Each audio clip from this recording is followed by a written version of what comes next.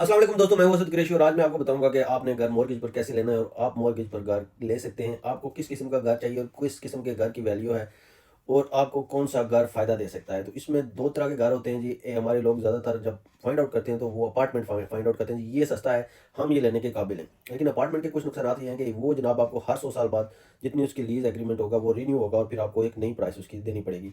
दूसरा ये है कि जनाब कि उसकी सर्विस चार्जेज़ भी होते हैं, कौंसल टैक्स और ये सारा कुछ बिल के अलावा उसके सर्विस चार्जेज़ अलग होते हैं, जो आपको नुकसान देते हैं। तीसरा उसका ये सबसे बड़ा नुकसान है कि जब आप उसको सेल करना चाहते हैं तो लोग लेने से पहले हज़ार बार सोचते हैं कि अपार्टमेंट नहीं लेना है।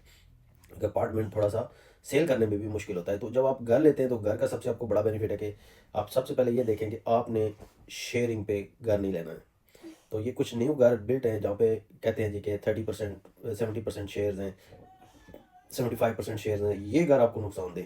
आपने जो भी घर लेना है फ्री होल्ड लेना है और फ्री होल्ड फुल घर आपने लेना है। तो ये आपको फ़ायदा देगा, ये आपका अपना घर होगा, इसमें आपको किसी दूसरे को कोई पेमेंट नहीं देनी होगी। तो एक नंबर 1 पे कि आपने शेयरिंग पे घर नहीं लेना है क्योंकि नए घर जो 5% डिपॉज़िट पे मिल रहे हैं, वो शेयरिंग पे मिल रहे हैं, ठीक है? तो उस पे आपने 30% या 70% आप ओनर हो सकते हैं, 30% आपने रेंट पे करना है उनको। तो ये घर आपको नुकसानदेह होते हैं, ये घर आप ना लें।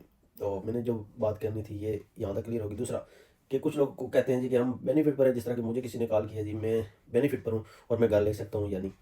जब मैंने पूछा आपने इनकम कितनी सालाना शो की है, वो कहते हैं जी मैं सेल्फ एम्प्लॉयड हूँ और मैंने 10,000 से ऊपर मैं गया नहीं हूँ। तो ऐसी मॉर्गेज अप्रूवल जो है बड़ी लेस होती है क्योंकि बैंक को बड़ा रिस्क होता है ऐसे लोगों पे, क्योंकि वो तो उन्होंने काम नहीं किया होता और एक उनकी इनकम बड़ी लो होती है और बैंक गारंटी चाहता है कि हमें कुछ गारंटी मिले कि ये बंदा पे कर सकता है या कल इसकी ये भी जॉब चलेगी। तो ये फुल बेनिफिट पर आ गया तो थोड़ा सा मुश्किल हो जाएगा। तो मॉर्गेज आसानी से हासिल करने के लिए ज़रूरी है कि आपने 35 से 40 आवर पर वीक के जो 2 कपल्स हैं उन्होंने जॉब करनी है। तो इससे आपकी जो इनकम होगी वो आपको फ़ायदा देगी। एक मिसाल के तौर पर अगर आपने आपकी वेजेज़ हैं दोनों की कपल्स की 20,000 है या 24,000 है, एक मिसाल मैं दे रहा हूँ, और उसमें आपकी फैमिली है तो चंद आपको थोड़ी-सी हेल्प गवर्नमेंट की तरफ से भी हो जाती है, 10,000 पाउंड साल की। तो मैं एक मिसाल देता हूँ जी, आपने 30,000 आपकी साल की इनकम होगी, इनकम प्लस बेनिफिट। तो कोशिश कीजिए कि आपकी अपनी इनकम ज़्यादा हो। जैसे मैंने कहा 20,000 आपकी इनकम और 10,000 अगर आपके बेनिफिट हैं तो ये आपके लिए पॉजिटिव है। इससे आपको आसानी से मॉर्गेज मिलेगी। तो ये 30,000 हो गया। 30,000 जब आप इसको मल्टीप्लाई करेंगे 5 के साथ तो ये तकरीबन बन जाएगा 150,000। तो अराउंड आपको 140,000 के आपने घर देखना है। आपकी टोटल वेजेस, टोटल इनकम घर की जो आपके घर में आ रही है, बेनिफिट प्लस आपकी वेजेस। ज़रूरी है कि आपकी जो वेजेस हों वो ऑथेंटिक हों और मिनिमम 6 मंथ की वेजेस होनी चाहिए आपको मॉर्गेज लेने के लिए। और आपकी अपनी जो वेजेस हैं वो आपके बेनिफिट से तकरीबन डबल होनी चाहिए। तो आपको आसानी से मॉर्गेज मिलेगी। दूसरा ये है कि एज बड़ी होनी चाहिए आपकी ना, एज 40,000 से 40 ईयर से प्लस होगी तो थोड़ी सी मुश्किलात होंगी। 40 से कम होगी तो बड़ा इजीली आपको मॉर्गेज मिल जाएगी, क्योंकि बैंक ये भी चाहता है कि इसकी जो रिटायरमेंट से लेकर अभी तक जो एज बचती है इसमें ये अमाउंट ये आसानी से उतार सकता है, हमें कोई इसमें रिस्क तो नहीं है। तो ये चीज़ें बैंक देख के आपको मॉर्गेज देता है। तो सबसे पहले जनाब आपने ये देखना है कि अगर आपकी वेजेस 140 150 हैं तो इसमें आपने 10% डिपॉजिट आपके पास होना चाहिए। कि कुछ लोग कह रहे हैं जी 1% डिपॉजिट पे आपको घर मिल जाएगा यूके में और ये हो जाएगा। तो ऐसा मुमकिन नहीं है, 1% भी चांस नहीं है कि आपको कोई बंदा 1% डिपॉजिट पर आपको घर दे दे, ठीक है जी। तो इसके लिए मिनिमम 10% डिपॉजिट होना चाहिए। जैसे मैंने आपको बताया कि आपकी अगर 140,000 आ रही है 5 साल की इनकम, तो 140 आपने कोशिश ये करनी है कि आपने 140 से कम का घर देखना है, ठीक है जी। अगर आपने देख लिया जी 130 का देख लिया तो उसके लिए आपको 13 से 14,000 पाउंड डिपॉजिट होना चाहिए, प्लस जो सॉलिसिटर की फ़ीस होती है तकरीबन 1,500 से 2,000 पाउंड फर्स्ट टाइम बायर के लिए। ये एक्स्ट्रा खर्चा होता है, ये आपके पास ज़रूर होना चाहिए। अगर आपके पास नहीं भी है तो वो फिर आपकी मॉर्गेज में ऐड हो जाएगा। 12 से 1,500 पाउंड या 2,000 पाउंड जो भी खर्चा होगा वो वकील वो आपकी मॉर्गेज में ऐड कर देगा, बैंक उसको पे कर देगा।